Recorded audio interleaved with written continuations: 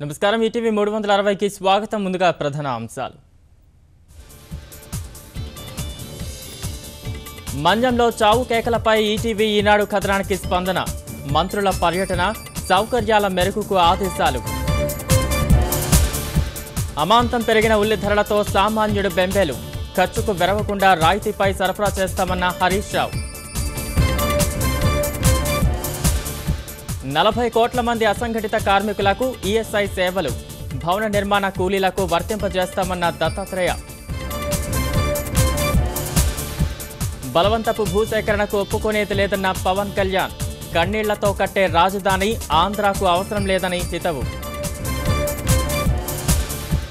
NSA స్థాయి చర్చల్ని పాక్ రద్దు చేయడం దురదృష్టకరం కశ్మీర్ అంశంలో దోబూచులాట ఎందుకని రాజ్నాథ్ ప్రశ్న జమ్మూ కాశ్మీర్ హన్వారాలో ఎదురు కాల్పులు ముగ్గురు ముష్కరుల్ని మట్టుబెట్టిన భద్రతా బలగాలు